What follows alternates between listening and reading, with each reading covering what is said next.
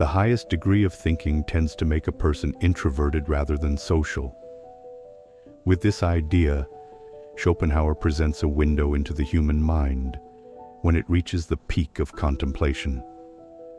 A deep thinker longs for solitude, much like a poet desiring to be alone with an unwritten poem. It is the chemistry of the mind when it merges with the fertile rain of awareness, forming a delicate barrier between the thinker and the outside world, not out of arrogance or pride, but because the dominant language in social settings often drowns out the profound melody of thought, which beats in the thinker's chest like hidden drums. Minds that reach high levels of analysis and precision struggle to endure the noise of daily conversations and the oversimplification of major issues. They retreat behind a veil where the most sincere expressions and profound insights take shape, too vast for public discourse. The psychological aspect of this phenomenon reveals that as awareness expands, it leads the thinker to inner corridors filled with endless questions about existence and the meaning of life.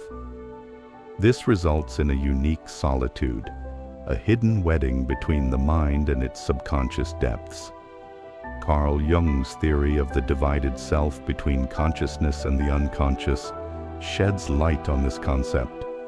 Great minds naturally distance themselves from idle chatter and instead immerse themselves in an internal world where thoughts whisper in a silence akin to the stillness of the night in an endless desert. This solitude is not always a voluntary act. It often feels like a destiny that binds the thinker, compelling them to search for the mysteries of existence.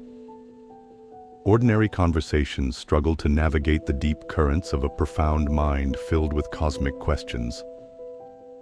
Over time, this internal harmony becomes an independent world that embraces solitude with contentment.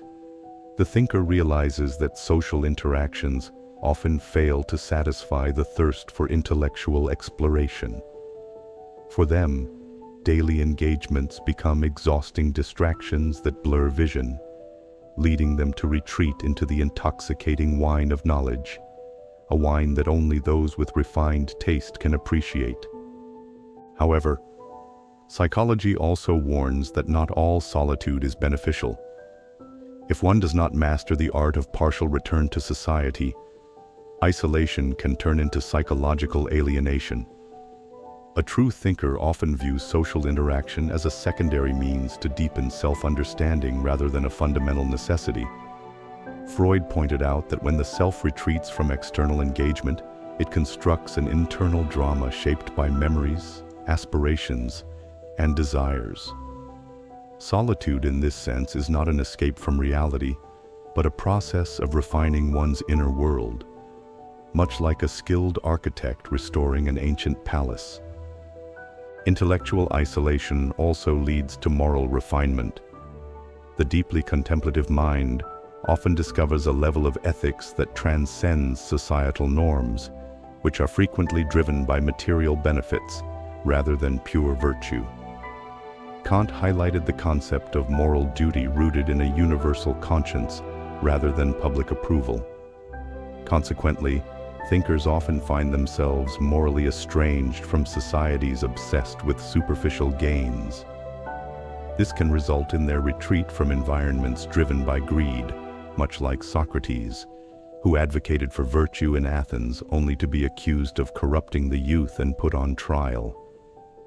History is filled with philosophers and writers who paid a heavy price for resisting societal expectations.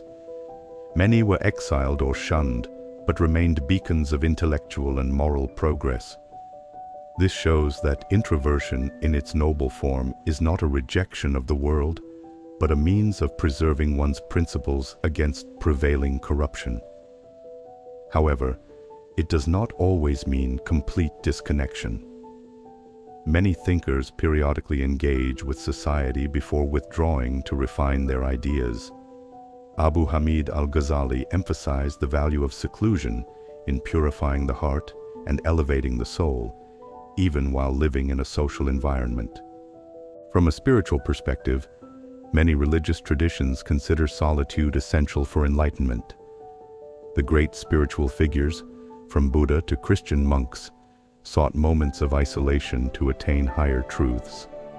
Sufi mystics, like Al-Hallaj, immersed themselves in divine love through solitude.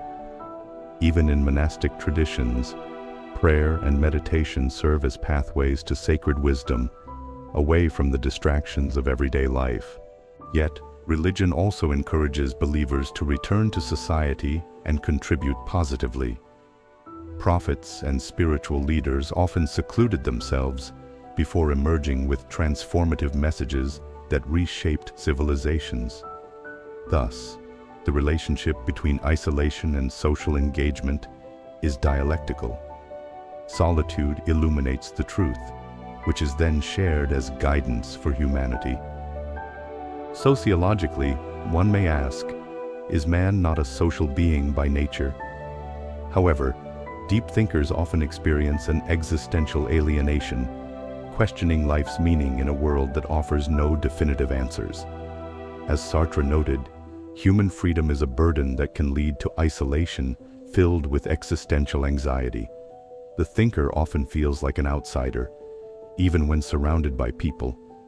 This explains why many intellectuals express sentiments like, "No one understands me except my solitude." In religious and philosophical traditions alike, great minds have often withdrawn from the world to gain deeper insights. Whether in the story of Buddha meditating under the Bodhi tree or the philosophical retreat of Schopenhauer, intellectual isolation has long been a path to profound enlightenment. Yet, it is not always a choice. It is often a necessity dictated by the struggle for meaning. So yeah, at the end of the day, solitude isn't about running away from people. It's about diving deeper into yourself. Some of the greatest minds in history found clarity in isolation before coming back to share their wisdom with the world. And honestly, in today's world, where we're constantly bombarded with distractions, maybe we could all use a little more quiet time to think, reflect, and just be. Thanks for watching. Make sure to subscribe and hit that like button. I'll see you in the next one. Peace.